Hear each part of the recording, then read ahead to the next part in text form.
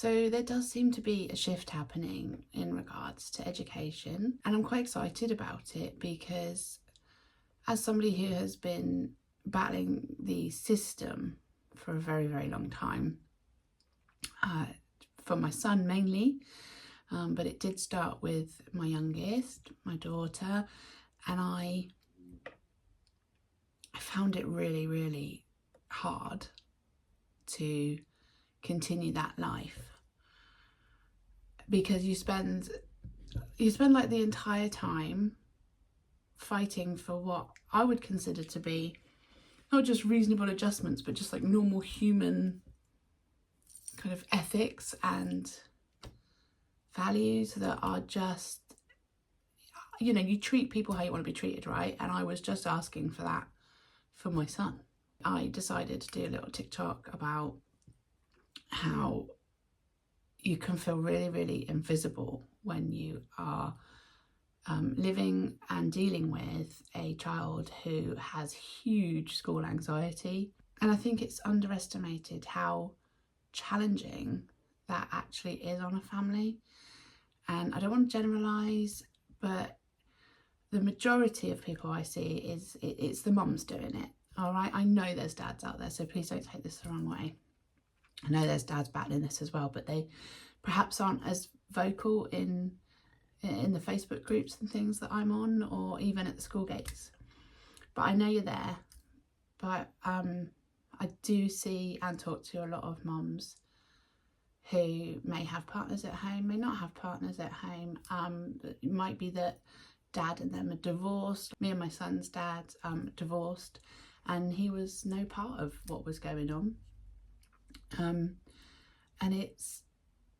it can be really hard to, even if you've got support, feel that you have to do it all by yourself. You do feel like it's you against the system.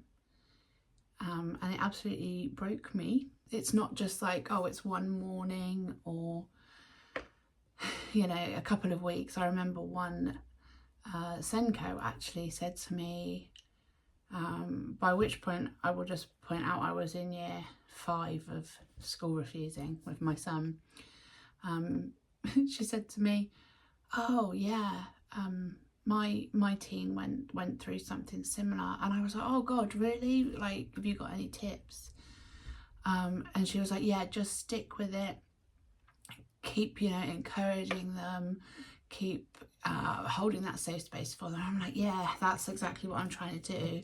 And she went, and yeah, and then after 2 weeks they went back in just fine. And I was like, 2 weeks? 2 weeks?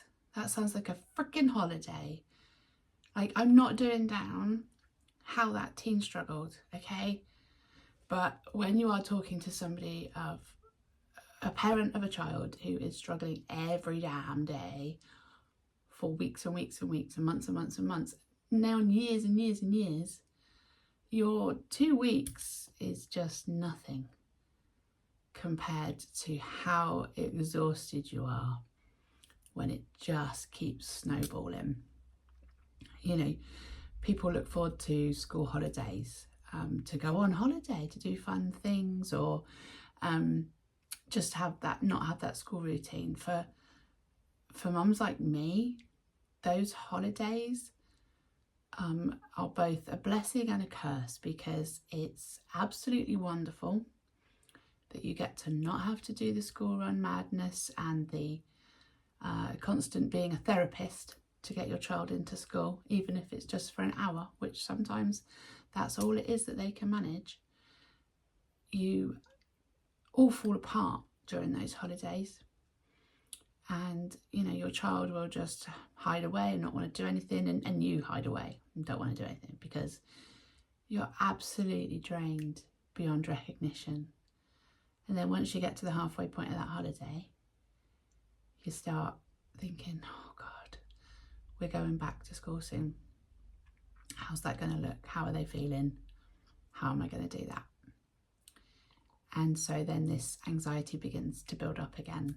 And we're not talking just, you know, half term, 1 week here, 2 week there, then the 6 weeks holiday. This goes on for years, and all this time you are fighting for your kids, desperate for somebody to just give me a bit of hope that they can fix it.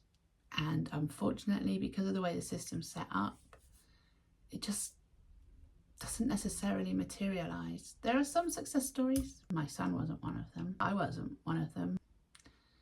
And the reason I started home educating my youngest was because I was not prepared to subject our whole family to that complete disregard for our own mental health anymore. Education is important, but how your children get it doesn't have to be in school. And then I know that I was perhaps in a quote unquote lucky position to be able to home educate my kids, because as it stood, I wasn't working because my own mental health was so bad I couldn't work. So I decided that that was going to be what was best for me and my kids. However, there are many mums out there who, for many different reasons, have to get their children into school so that they can work or whatever it may be. And these mums are running ragged, keeping everything going and ticking and forgetting about themselves. And that's why I started the Neurodivergent Parenting Revolution, because I know what it was like to have to keep up with, you know, everything that was going on in life whilst you were feeling absolutely, completely exhausted. So if you'd like to come and join the Facebook group, you're most welcome. But if not, just take from this video that I understand how hard it is for you. I'll put in a little picture of me the day that we decided to home educate, because I primal screamed when I couldn't get my youngest child, into secondary school, not through any fault of their own, but because those school systems aren't fit for purpose anymore, and enough was enough. So we've been home educating ever since.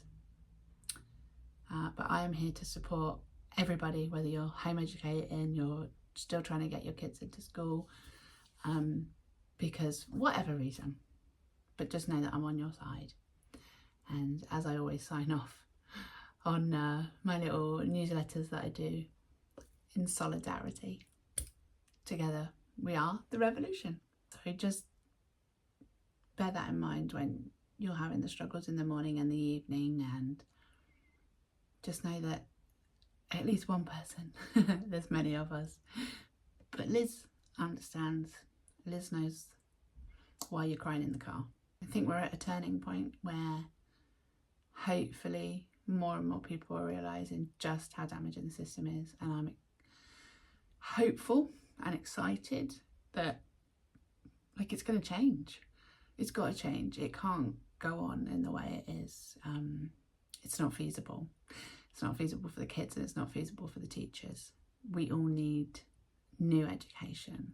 It needs to be something much more natural, and least of all, I suppose, is that the society that we're growing up in now is so different than it was when the education system was put in. It's time for a freaking change. So those are my thoughts for the day. I just wanted to put it out there. I hope you're having an okay day. Hope you have an okay rest of the day. Big love. See you soon.